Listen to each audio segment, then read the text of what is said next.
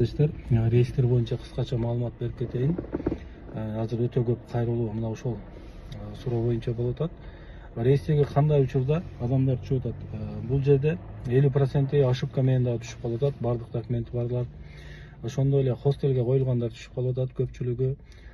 Андан сырткары буга чейин кайра 3 ай сайын кирди чыкты кылгандар, официалдуу иштебегендер, налог төлөбөгөндөр, регистрациясын баягы эмгек келишимин жок узарткандар, Сахаровада 12 айда бир жолу өз убагында өтпөгөндөр, ошондой эле буга чейин выдворение алгандар, сот аркылуу 2 же андан да көп штраф алгандар, андан сырткары Сахаровадан жанагы оорулуу канында вирус бар деп кагаз берилген жарандарыбыз чыкпай кетпей жүргөндөр, мына ошолор көпчүлүк учурда кирип жатат.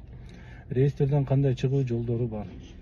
Биринчиден, эгерде сиздин бардык документтериңиз бар болуп, эгер өзүңүз билбей жатсаңыз, анда өзүңүз катталган, регистрация болгон райондун же иштеп жаткан юридикалык адрес, ишкананын адреси кайсы жерде болсо, ошол райондун мои документы МФЦга барып, документтердин полный копияларын көтөрүп барасыздар. Трудовой договор, уведомление, налог төлөнгөн тууралуу, андан сырткары Сахарова кагаздары, паспорт, перевод обязательно.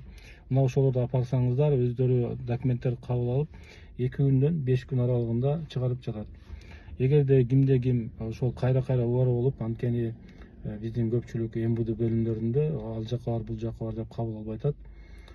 Ошондой 30-на чейин успеть этпей калабыз деп коркунуч болгон болсо, электронный арыз жазып таштап койсоңуздар болот. Андан сырткары почта аркылуу дагы арыз жазып, документтерди тиркеп таштап койсоңуздар болот.